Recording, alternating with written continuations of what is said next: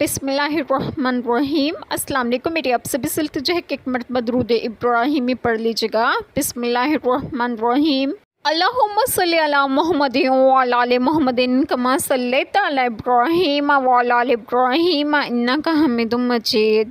اللہم بارک علی محمد وعلی آل محمد کما بارکت علی ابراہیم وعلی آل ابراہیم انک حمید مجید۔ بسم اللہ الرحمن الرحیم۔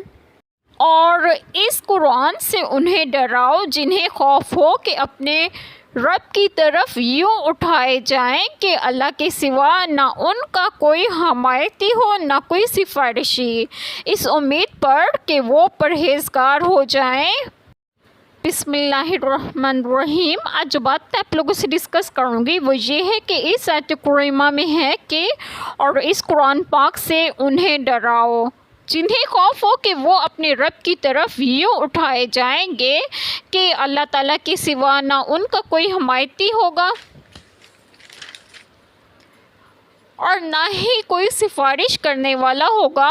اوپر کی آیت کریمہ میں پیغمبروں کے متعلق فرمایا کہ وہ خوشخبری دینے والے اور ڈرانے والے ہوتے ہیں۔ اب اس آیت کریمہ میں آپ صلی اللہ علیہ وسلم کو ڈرانے کا حکم دیا ہے، یعنی ڈرانے کا فائدہ بھی انہی کو ہو سکتا ہے جنہیں دوبارہ زندہ ہو کر اللہ تعالیٰ کے حضور پیش ہونے کا خوف ہے، جہاں اللہ تعالیٰ کے سوا نہ ان کی حمایت کرنے والا کوئی مددگار ہوگا اور نہ ہی سفارشی۔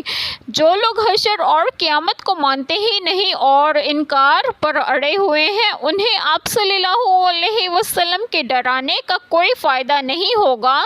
فرمایا ترجمہ ان پر برابر ہے خواہ تو نے انہیں ڈرایا ہو یا انہیں نہ ڈرایا ہو، ایمان نہیں لائیں گے، اس امید پر کہ وہ پرہیزگار ہو جائیں گے۔ یعنی ان لوگوں کو ڈرانے کا یہ فائدہ ہوگا کہ آپ صلی اللہ علیہ وسلم کے ڈرانے سے ان میں اللہ تعالیٰ کا خوف اور زیادہ ہو جائے گا اور وہ گناہوں سے باز آ جائیں گے۔ اس آیت کریمہ سے ان کافروں کا رد بھی مقصود ہے جو یہ گمان رکھتے تھے کہ ان کے معبود اور ٹھاکر وغیرہ اللہ تعالیٰ سے سفارش کر کے انہیں بچائیں گے۔ اسی طرح ان لوگوں کے لیے بھی اس میں عبرت ہے جو اپنے بزرگوں کی سفارش پر بے فکر ہو کر ہر گناہ کرتے رہتے ہیں، کیونکہ قیامت کے دن تو صرف اللہ تعالیٰ کے حکم کے بغیر کوئی بھی کسی کی سفارش نہیں چل سکے گی۔